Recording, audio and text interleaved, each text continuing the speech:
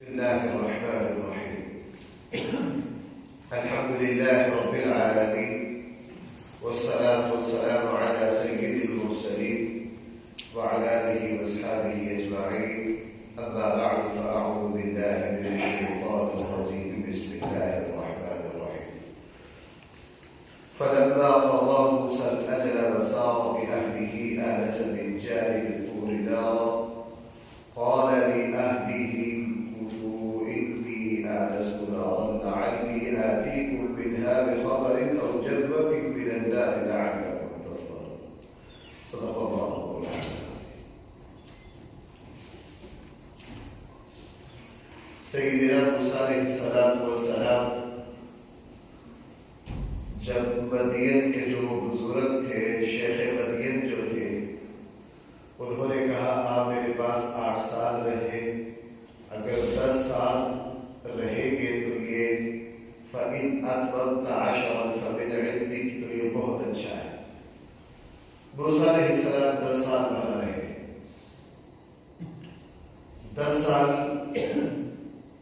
وہاں رہنے کے بعد شروع میں ہی ان بزرگوں نے اپنی بیٹی کا نکاح ان سے کر دیا، وہاں بکریاں چرائیں، اللہ تعالیٰ نے مالی وسعت بھی دے دی، فرعون کے شر سے بھی بچا دیا۔ اور اسرائیلی روایات میں یہ ہے کہ ان 10 سالوں میں مصر کا جو فرعون تھا وہ مر چکا تھا۔ یہ بات میرے پہلے بھی درسوں میں کئی بار بیان کی ہے، اور دوستوں نے اس پر بڑی حیرت کا بھی اظہار کیا۔ ادھر ادھر درس جاتے ہیں تو بعد لوگوں نے اس پر سوال بھی کیا کہ موسیٰ علیہ السلام جس فرعون کے گھر پلے تھے وہ فرعون والد ہے، اور بعد میں جس فرعون سے مقابلہ ہوا وہ بیٹا ہے۔ بھائی وہ کون ہے؟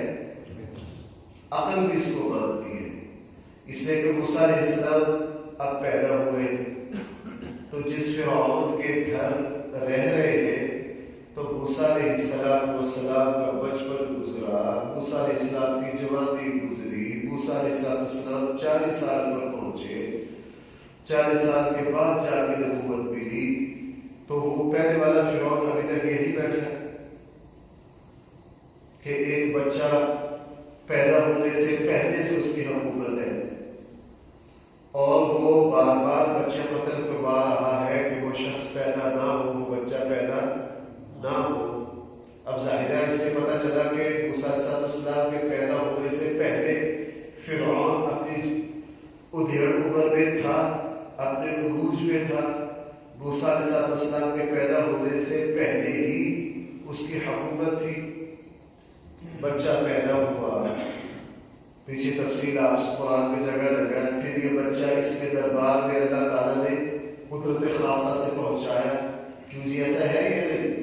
اب یہ بچہ 40 سال کا ہو گئے، نبوت ملی، تو کیا خیال ہے کہ وہ پہلے والا فرعون ابھی تک موجود ہے؟ بظاہر یہ بات ممکن نہیں ہے۔ اس کی یہ تو نہیں کہ فرعون کی جو عمر تھی وہ عام لوگوں سے نوح علیہ السلام کی طرح ہٹ کر دی نہیں، اور اس کے قرآن میں بھی اشارے موجود ہیں۔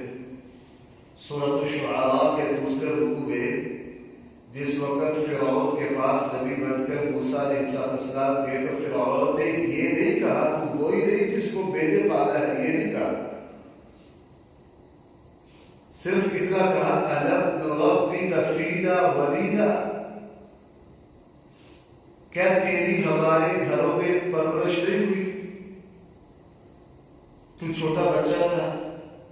وَلَبِثْتَ فِينَا مِنْ عُمُرِكَ سِنِينَ، تو نے ہمارے اندر زندگی کے کئی سال نہیں گزارے۔ ہے میری بات سمجھ پا رہے؟ یہ الفاظ ہے اس فرعون کے۔ اسی لیے علماء نے جو ان کے نام منتخب کیے ہیں، مصر میں جس فرعون کی لاش پڑی ہے یہ وہ بیٹا فرعون ہے جس کا حضرت موسیٰ علیہ السلام سے بعد میں مقابلہ ہوا۔ یہ جو لاش پڑی ہے اس کا جو باپ تھا اس کے یہاں موسیٰ علیہ السلام پڑے ہیں بچپن میں. یہ قرائن ہے، یہ شواہد ہے. دو ٹوک بات قرآن نے کہیں بھی کسی جگہ نہیں کہی ہے. اس لیے اہل کتاب علماء کی یہ رائے ہے، اور جو بات دو ٹوک نہ ہو، شواہد اور قرائن ہو، اس پر یقین نہیں کیا جا سکتا. لہذا یوں بھی کہا جا سکتا ہے، چونکہ یہ اشارے موجود ہیں، بظاہر یہی لگتا ہے کہ موسیٰ علیہ السلام والد کے یہاں پرورش پائی تھی، اور بعد میں جب مدین چلے گئے تو اس فرعون کا انتقال ہو گیا اور اس کی جگہ میں بادشاہ کون بن گیا؟ اس کا بیٹا بن گیا. بعض علماء نے کہا کہ یہ رائے درست نہیں ہے. انہوں نے وہ دوسری طرف بھی بالکل دلائل، دوسری طرف بھائی کیا ہے؟ بالکل دلائل ہے. جن علماء نے یہ کہا کہ نہیں، وہ فرعون جس کے گھر میں موسیٰ علیہ السلام پلے اور بعد میں جس سے ٹکراؤ ہوا یہ ایک ہی ہے، اس کے بھی بالکل شواہد موجود ہیں. بہرحال فلما قضى موسى الأجل، جب موسیٰ مدین میں 10 سال پورے کر چکے، وسار بأہلہ، تو اپنے اہل کو لے کر چلے. اسرائیلی روایات قرآن کریم بھی اس کی تائید کر رہے ہیں کہ جب 10 سال پورے ہو گئے تو اپنے سسر سے یہ کہا کہ مجھے بہت سال ہو گئے ہیں، اب وہ خطرہ بھی ٹل گیا ہے، میں اپنی والدہ اور بھائی سے ملنا بھی چاہتا ہوں، تو آپ مجھے اپنی بیوی کے ساتھ مصر جانے دیں. یہاں لفظ بھائی کیا ہے؟ صاحب بھی اہلی، انہوں نے جانے کی اجازت دے دی کہ آپ بالکل جائیں. اور پھر موسیٰ علیہ السلام واپس گئے، اور اس کی تفصیل بار بار آ رہی ہے، یہاں بھی آ رہی ہے. لیکن یہاں ایک مسئلہ میں قرآن نے سمجھا دی. جب موسیٰ علیہ السلام نے یہ کہا کہ میں اپنی بیوی کو ساتھ لے کر جانا چاہتا ہوں، تو ان کے سسر نے روکا نہیں. اور واپسی پر جگہ جگہ یہ تذکرہ ہے قرآن میں، یہاں بھی ہے، سورۃ طٰہٰ میں بھی ہے، سورۃ نمل میں بھی ہے کہ موسیٰ علیہ السلام جب واپس مصر آئے تو ان کی اہلیہ بھی ان کے ساتھ. اس سے ایک مسئلہ سمجھ میں آ گیا کہ اگر کوئی شخص اپنی بیوی کے ساتھ کسی دوسری جگہ منتقل ہونا چاہے تو سسرال بیوی کے ماں باپ اس کو روک نہیں سکتے، اس کو روک نہیں سکتے. ہمارے یہاں اس بنیاد پر طلاقیں ہو جاتی ہیں کہ جناب آپ ہماری بیٹی کو لے کے اس شہر سے دوسرے شہر منتقل نہیں ہو سکتے. اس پر بڑا جھگڑا ہے. یہ شرط بالکل غلط ہے، بالکل غلط ہے. رسول اللہ صلی اللہ علیہ وسلم مکہ میں تشریف فرما تھے، اور مکہ سے اللہ کے نبی نے مدینہ ہجرت کی، تو بھائی آپ کی بیویوں نے بھی ساتھ کیا کی؟ ہجرت کی. شوہر جہاں رہے گا بیوی اس کے ساتھ رہے گی. ایسی شرط لگانا جو نکاح کے مقاصد کے خلاف ہو، اسلام میں کوئی درست نہیں ہے. ہاں، جو شرائط نکاح کے مطابق ہو وہ لگائی جائے گی. دان ہے، نفقہ ہے، رہائش ہے، حق کی ادائیگی ہے، اخراجات کو ادا کرنا ہے، یہ شرائط بالکل صحیح ہے. تو شوہر کو بیوی کے ماں باپ نہیں روک سکتے کہ آپ ہماری بیٹی کو دوسرے شہر نہیں لے جا سکتے، ہجرت نہیں کر سکتے، ان ساری باتوں سے روک نہیں سکتے. آنس من جانب الطور نارا، موسیٰ علیہ السلام جب چلے تو طور پہاڑ کی جانب میں آگ کو محسوس کیا. قال لأهله كثوا، اپنی بیوی سے کہا تم یہاں ٹھہرو. انی آنست نارا، میں کیا محسوس کر رہا ہوں؟ اور بھائی یہ تو میں آپ کو ہر جہاں بھی آتی ہے وہاں توجہ دلاتا ہوں. موسیٰ علیہ السلام کی بیوی کا قرآن نام نہیں لے رہا. کیا کہہ رہا؟ قال لأهله. موسیٰ نے کس سے کہا؟ بھائی توجہ کیجیے، کس سے کہا؟ اپنے اہل سے، اپنے اہل سے. اس سے پتہ یہ چلا کہ بیوی جو ہے وہ انسان کے اہل بیت میں شامل ہے یا نہیں؟ قرآن کا دو ٹوک فیصلہ ہے. ہمارے یہاں ایسے ایسے بدبخت ہیں کہتے ہیں جناب حضور کی بیویاں حضور کے اہل بیت میں شامل ہیں. بھائی پھر کون شامل ہے؟ جی ایک بیٹی فاطمہ شامل ہے، حسن ہے، حسین ہے، حضرت علی ہے، اور خود حضور ہے. بس 5 دربار ہے. قرآن بیوی کو کس میں شامل کر رہا ہے؟ جو چاہو کرو. چونکہ جب نیت میں فطور ہو. دیکھو بھائی رسول اللہ صلی اللہ علیہ وسلم نے زندگی کا جو آخری خطبہ دیا، میرے 3 جملے میں یہ بات درج کی. اللہ کے نبی نے آخری خطبہ میں کیا کہا کہ مجھے جس نے جو احسانات کیے میں نے ان سب کے احسانات کا بھائی کیا دے دیا؟ بدلہ دے دیا. یہی فرمایا میرے اوپر لوگوں نے جو احسانات کیے میں نے سب کے احسانات کا بدلہ دے دیا. ابو بکر کے احسانات کا بدلہ میں کون دے گا؟ اور فرمایا کہ مجھے ابو بکر اور اس کے بال نے جتنا نفع پہنچایا کسی نے اتنا نفع. اور بھائی سیدنا ابو بکر نے اپنی زندگی میں کم سے کم 2 مرتبہ تو سارا بال لگا دیا کہ نہیں. اب اس ہستی پر الزام لگا رہے ہیں کہ اس نے فضل کا باب بھی دیا. نہیں سمجھے یار آپ میری بات؟ جس ہستی کے بارے میں حضور فرما کے جا رہے ہیں کہ اس کے بال نے مجھے سب سے زیادہ کیا پہنچایا، اس ہستی کو کہہ رہے ہیں کہ حضور کے بعد باغ فدق حضرت فاطمہ کو نہیں ملا. واہ واہ بھائی جس ہستی نے سارا مال اسلام کو قربان کر دیا اور خود اللہ کے نبی فرما کے گئے کہ انہوں نے اپنا سارا مال، انہوں نے میرے اوپر جتنا ان کے بال نے مجھے نفع پہنچایا کسی نے اتنا نفع نہیں پہنچایا. بہرحال قال لأهله، حضرت موسیٰ نے اپنی بیوی سے کہا تم ٹھہر جاؤ. انی آنست نارا، بے شک مجھے محسوس ہو رہی ہے آگ. لعلی آتیکم منہا، تاکہ میں تمہارے پاس کوئی خبر لاؤں. او جذبۃ من النار، یا آگ کا کوئی انگارہ لاؤں. لعلکم تصطلون، تاکہ تم اس کو سیک لو، اس کو تاپ لو. میں چاہتا ہوں چونکہ اہل نے لکھا اور قرآن کے آثار سے بھی سمجھ میں آ رہا ہے، انداز سے بھی سمجھ میں آ رہا ہے کہ جب واپس آئے سردی کا زمانہ تھا، پہاڑ کے کنارے میں راستے کا بھی تھوڑا سا شک تھا کہ کون سا راستہ مصر کو جاتا ہے. پیدل زمانے تھے. بیوی سے کہا تم یہاں ٹھہرو اور مجھے اوپر آگ لگی ہوئی نظر آ رہی ہے، لگتا ہے وہاں کوئی قافلہ ٹھہرا ہوا ہے. میں وہاں سے جا کر میں کیا لے کر آتا ہوں، راستہ بھی پوچھ کر آتا ہوں، کوئی اتا پتا بھی معلوم کرتا ہوں، اور وہاں سے کوئی آگ بھی لے کر آتا ہوں.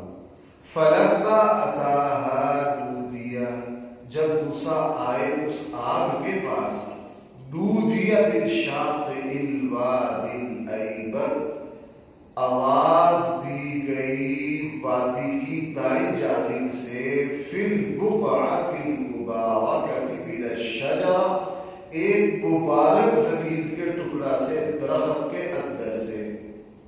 بھائی ذرا ایک باتوں کو سمجھنا، یعنی طور پہاڑ کی دائیں جانب ایک بڑی مقدس جگہ تھی جہاں اللہ کی تجلی برس رہی تھی. درخت کے اندر سے آواز آئی، من الشجرہ. بھائی کہاں سے آواز آئی؟ اللہ تعالیٰ قادر ہے. درخت کے اندر سے آواز آئی. موسیٰ علیہ السلام جب وہاں پہنچے تو دیکھ کر حیران رہ گئے کہ آگ لگی ہوئی ہے درخت پہ. بھائی آگ لگی ہوئی ہے کس پہ؟ اور آپ کو پتہ جب درخت پہ آگ لگتی ہے تو سرسبز و شاداب درخت کو بھی موجودہ جو آگ لگی ہوئی ہے امریکہ میں، اس میں سبز علاقے کے علاقے جلا دیے کہ نہیں. لیکن یہاں عجیب بات ہے کہ سبز درخت ہے، اس کو آگ لگی ہوئی ہے، اور وہ سبز درخت جو ہے وہ جل نہیں رہا، اس کا جو سبزہ ہے وہ اسی طرح چمک رہا. موسیٰ علیہ السلام حیرت میں پڑ گئے کہ یہ کیسی آگ ہے.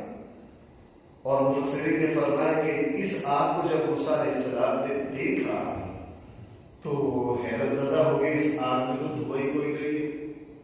ابھی آپ نے دیکھا وہاں جو امریکی آگ لگی ہوئی ہے اس کے دھوئے نے یوں لگتا ہے جیسے سارے آسمان کو آلودہ کر دیا، اتنی بڑی آگ ہے، اس کی آگ دھواں میں کوئی نہیں۔ اور موسیٰ علیہ السلام نے جب یوں دیکھا تو اس آگ میں جو فطری طور پر آگ میں چبھن ہوتی ہے نا آگ کو دیکھ کر، وہ بھی نہیں، بڑی نفیس آگ ہے۔ تو ابھی حیرت کی یہ کیا، یہ تو عجیب منظر دیکھ رہا ہوں۔ یہ دیکھ ہی رہے تھے، دور دیا اللہ تعالیٰ کی طرف سے آواز آئی۔ وہ سورۃ طٰہٰ میں ہے، کیا آواز آئی؟ انی انا ربک، میں کون ہوں؟ آپ کا رب ہوں۔ فاخلع نعلیک، آپ یہاں جوتا اتار دیجیے۔ بھائی اللہ تعالیٰ نے سورۃ طٰہٰ میں تو موسیٰ سے کیا فرمایا؟ آپ یہاں کیا کر دیجیے؟ جوتا اتار دیجیے۔ کیوں؟ آپ بقعہ مبارکہ میں ہیں، مقدس جگہ میں ہیں۔ وہاں فرمایا وَأَنَا اخْتَرْتُكَ فَاسْتَمِعْ لِمَا فَاخْلَعْ نَعْلَيْكَ إِنَّكَ بِالْوَادِ الْمُقَدَّسِ طُوًى۔ آپ اپنا جوتا اتار دیجیے۔ آپ بھائی کیسی جگہ میں ہیں؟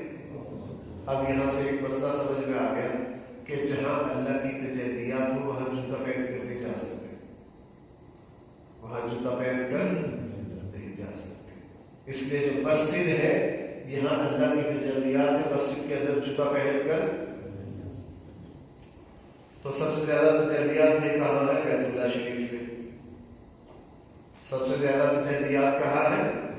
بیت اللہ شریف میں۔ لیکن آپ دیکھیں کہ بیت اللہ شریف لوگ کے جتنے بھی شرطے ہیں جوتے پہن کے کھڑے، کیوں جی ایسا ہے یا نہیں؟ کسی نے محسوس کیا آپ میں سے؟ بیت اللہ میں وہ شوز پہن کے پھر رہے، کوئی مسئلہ نہیں، کوئی ٹینشن نہیں، ٹچ سے بس نہیں ہوتے۔ بطاف میں ان کو دیکھا، باب فہد میں دیکھا، مسجد کے حصوں میں جوتے پہن کے بلا تکلف پھر رہتے، کوئی مسئلہ نہیں، کوئی ٹینشن نہیں۔ حالانکہ قرآن نے حضرت موسیٰ سے کیا فرمایا؟ فاخلع نعلیک، اپنا جوتا اتار دیجیے، جو کہ مقدس جگہ کے کچھ آداب ہیں۔ اے یا موسیٰ، اللہ تعالیٰ نے موسیٰ کو آواز دی، انی انا اللہ، میں کون ہوں؟ رب العالمین، جو سارے جہانوں کو پالنے والا۔ یہ باتیں بار بار آ رہی ہے اس لیے میں ذرا ترجمہ کر رہا ہوں۔ وَأَنْ أَلْقِ عَصَاكَ، آپ اپنا عصا زمین پر ڈالیے۔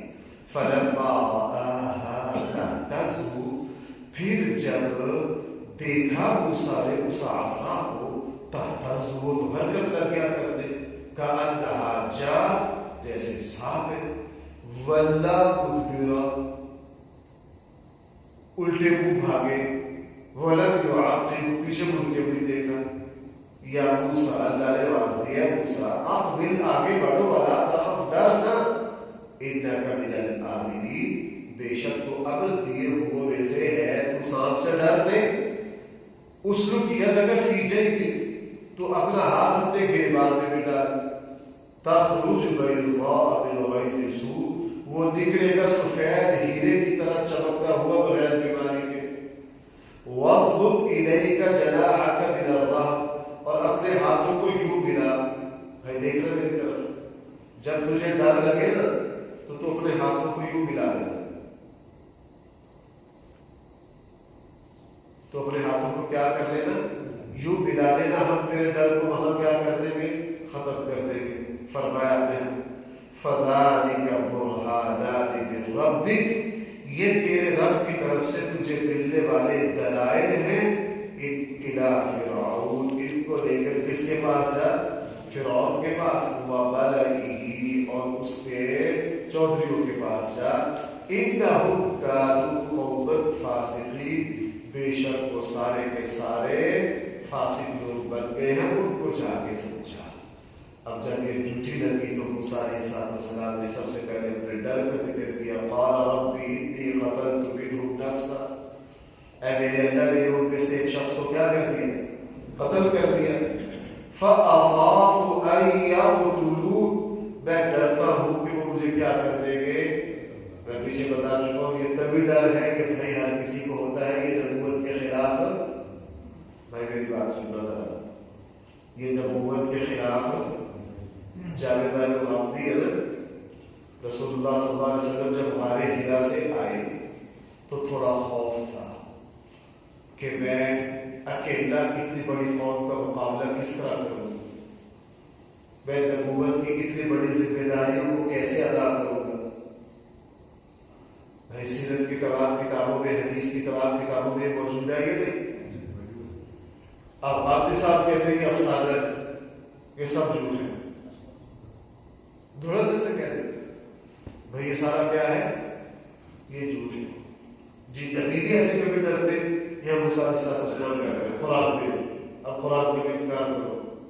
یہ ڈر بھائی کیا ہے، یہ طبعی ڈر ہے، اور طبعی ڈر نبوت کے خلاف۔ جس طرح بھوک لگنا، پیاس لگنا بھائی طبعی ہے کہ نہیں، وہ نبوت کے خلاف نہیں۔ سو جانا، نیند آنا، رسول اللہ صلی اللہ علیہ وسلم ایک جنگ سے واپس آتے ہوئے بھائی صبح کے وقت سب کی آنکھ لگ گئی کہ نہیں، فجر کی نماز رہ گئی، وہ طبعی ہے۔ طبعی چیزیں جو ہوتی ہے یہ نبوت کے خلاف نہیں ہوتی۔ کہا فَأَخَافُ أَن يَقْتُلُونِ، مجھے ڈر ہے کہ وہ مجھے قتل نہ کر دیں۔ اگلی بات وَأَخِي ہارون، اور میرے بھائی جو ہارون ہے نا، ہوا افصح منی لسانا، ان کی زبان مجھ سے زیادہ صاف ہے۔ اے میرے اللہ، میری زبان میں کچھ لغت ہے، صفائی نہیں ہے اتنی، آپ میرے ساتھ کس کو نبی بنا کر بھیجیے؟ کیوں؟ ہوا افصح منی لسانا۔ بھائی یہاں بھی ایک اہم مسئلہ ذرا توجہ کرنا، ان کی آواز جو ہے وہ مجھ سے زیادہ صاف ہے۔ اس سے پتہ یہ چلا کہ پیغمبرانہ دعوت میں آواز کا صاف ہونا، کہ آگے والے کو بات سمجھ میں آ جائے، یہ ضروری ہے۔ بھائی یہ کیا ہے؟ اس سے آپ سمجھ لیجیے ہمارے یہاں پروگراموں میں جو اسپیکر چلائے جاتے ہیں، جو ساؤنڈ چلایا جاتا ہے، اور جو خطیبوں کا انداز ہے، جو نعت خوانوں کا انداز ہے کہ یوں چیخنا ہے کہ کسی کو سمجھ نہ آ جائے، تو بھائی یہ دین کے مطابق ہے؟ بھائی میں غلط تو نہیں کہہ رہا ہوں، یہ دین کے مطابق نہیں ہے۔ دین کے مطابق یہ ہے کہ لوگوں کو بھائی کیا آ جائے، بات سمجھ آ جائے۔ اب مسجدوں میں لوگوں نے ایسے ایسے اسپیکر چلانا، جب میں یہاں اسپیکر لگوا رہا تھا، وہ جو ساؤنڈ سسٹم ہوتا ہے تو ہمارا اسپیکر اس سے زیادہ مہنگا ہے، وہ کہنے لگے جی آپ وہ لگوا رہے، یہ لگوا رہے، سستا بھی ہے۔ میں نے کہا بھائی ہمارا مقصد بس صرف یہ ہے کہ کسی کو کوئی بات سمجھ آئے، کسی کو کوئی بات سمجھ آئے۔ ہمارا سوچ چلا کے یہ نہیں کہ کسی کو پلے ہی نہ پڑے کہ کیا بات ہو رہی ہے، کیا ہے۔ لہٰذا کسی بھی خطیب اور مقرر کا یوں تقریر کرنا کہ ایک سانس دوسرے سے نہیں گر رہا، بس شور چل رہا ہے، اور یوں اسپیکر چلا کے جس طرح ہمارے یہاں اسٹیجوں کا ماحول بن گیا، یہ ویسے بھی دینی بات کے ادب۔ موسیٰ علیہ السلام کہہ رہے میرے بھائی کو میرے ساتھ نبی بنا کر بھیجیے، ان کی آواز جو ہے مجھ سے زیادہ کیا ہے، صاف ہے۔ اخی ہارون، میرے بھائی، ہوا افصح منی لسانا، ان کی زبان مجھ سے زیادہ فصیح ہے۔ فارسلہ معی ردا، ان کو میرے معاون بنا کر بھیج دیجیے، یصدقنی، وہ میری تصدیق بھی کریں گے، انی اخاف ان یکذبون، مجھے ڈر ہے کہ وہ کبھی مجھے جھٹلا نہ دیں۔ میں موسیٰ کیا کہہ رہے، مجھے کیا ہے، ڈر ہے، مجھے کیا ہے۔ اب غار حرا سے رسول اللہ صلی اللہ علیہ وسلم کو یہ ڈر تھا مکہ والے مجھے ڈرائیں گے، مجھ میرا انکار کریں گے، میری تکذیب کریں گے، تو بھائی افسانہ کیسے ہو گئے، جھوٹ کیسے ہو گئے؟ حالانکہ صحیح احادیث میں ہے، قرآن کریم میں ہے، ہر نبی کو یہ ڈر ہوتا ہے کہ پتہ نہیں لوگ میری بات سنیں گے کہ نہیں، لوگ میری بات سنیں گے کہ نہیں، یہ ڈر ہوتا ہے۔ قال سنشد عضدك بأخيك، اللہ تعالیٰ نے فرمایا موسیٰ ہم نے تجھے طاقت دے دی تیرے بھائی کے ذریعے، وَنَجْعَلُ لَكُمَا سُلْطَانًا، اور ہم نے تم دونوں کو دلائل دے دیے، فَلَا، اب تم جناب الیکما، وہ دونوں تم تک نہیں پہنچ سکیں گے۔ فرعون جو ہے وہ تمہارا کچھ نہیں بگاڑ سکے گا، ہم نے تمہیں دلیل دے دی ہے، تمہیں معجزات دے دی ہے، جاؤ اب نہ بِآيَاتِنَا، ہماری آیات کے ذریعے ان کو سمجھاؤ. أَنْتُمَا وَمَنِ اتَّبَعَكُمَ الْغَالِبُونَ، ہم وعدہ کر رہے ہیں تم دونوں بھائی اور جو تمہارے نقش قدم پر چلیں گے وہ بھائی ضرور غالب آئیں گے. غلبہ تمہیں ہی ملے گا، کوئی ڈرنے والی بات نہیں ہے. بھائی ذرا میری بات سنو. اللہ تعالیٰ نے فرما دیا تم دونوں کو اور تمہارے ماننے والوں کو بھائی کیا ملے گا، لیکن تمہیں میدان عمل میں اترنا ہے، فرعون کا مقابلہ کرنا ہے. اور موسیٰ علیہ السلام اور حضرت ہارون علیہ السلام نے لمبا زمانہ مقابلہ کیا. اللہ نے بھائی پھر اپنے وعدے کو کیا کر دیا. یہی اللہ کا قانون ہے دنیا میں، یہی اللہ کا قانون ہے دنیا میں. اللہ تعالیٰ کا وعدہ ہے اللہ تعالیٰ ہمیں رزق دیں گے، اللہ تعالیٰ کا وعدہ ہے کہ ہمیں شفا دیں گے، اللہ تعالیٰ کا وعدہ ہے کہ ہمیں جنت دیں گے. لیکن اس سے پہلے مجھے اور آپ کو کیا کرنا ہے، میدان عمل میں اترنا ہے، کوشش کرنی ہے، محنت کرنی. فرمایا انتما ومن اتبعکم الغالبون، تم دونوں غالب آؤ گے. موسیٰ علیہ السلام ہاتھ پر ہاتھ رکھ کے بیٹھ جاتے ہیں کہ میرا اللہ کا وعدہ ہے، ہم نے غالب آنا ہی آنا ہے. موسیٰ علیہ السلام نے ایسا کیا نہیں. رسول اللہ صلی اللہ علیہ وسلم سے وعدہ تھا ہم آپ کو غالب کریں گے، لیکن آپ کو پتہ ہے 23 سال اللہ کے نبی نے کتنی محنت کی، 23 سال کتنی محنت کی ہے. وعدہ تھا میدان بدر میں، وعدہ تھا تم بھی غالب آؤ گے. لیکن رسول اللہ صلی اللہ علیہ وسلم 313 کو لے کر پہنچے، صفیں لگائی، تلوار چلی اور اپنے بھی شہید ہوئے، وہاں قربانیاں دی. پھر اللہ نے کیا دے دیا، غلبہ دے دیا. اللہ تعالیٰ کے جتنے وعدے ہیں میرے اور آپ کے ساتھ، خواہ وہ دین کے ہو خواہ وہ دنیا کے ہو، وہ یقیناً پورے ہوں گے. لیکن ہمیں کیا کرنا ہے، ہاں میدان عمل میں اترنا ہے، ہمیں کوشش کرنی ہے، ہمیں محنت کرنی ہے، ہمیں اسباب اختیار کرنے ہیں. اور جب اسباب اختیار بندہ کرتا ہے تو اللہ تعالیٰ اپنے کیے ہوئے وعدے کو بھی وہی کیا کر دیتے ہیں. ہر نبی سے وعدہ کیا کہ تم ہی غالب آؤ گے، لیکن اس کے باوجود نبیوں کو 30 سال 40 سال محنتیں کرنی پڑی، قربانیاں دینی پڑی. چونکہ انبیاء سمجھتے تھے اللہ کا یہ وعدہ ہے، لیکن اللہ کا یہ وعدہ کس کے ساتھ جڑا ہوا ہے، محنت کے ساتھ، اسباب اختیار کرنے کے ساتھ. اس نے فرمایا انتما، تم دونوں، ومن اتبعکما، اور تم دونوں کی جو بھی اتباع کرے گا، الغالبون، تم غالب آؤ گے، بشرطے تم کیا کرو، اس پر محنت کرو. اللہ تعالیٰ سب کو سمجھا. الحمدللہ رب العالمین والصلاة والسلام على سید المرسلین وعلى آله وصحبه أجمعين. ربنا آتنا في الدنيا حسنة وفي الآخرة حسنة وقنا عذاب النار. صلى الله تعالى على خير خلقه سيدنا مولانا محمد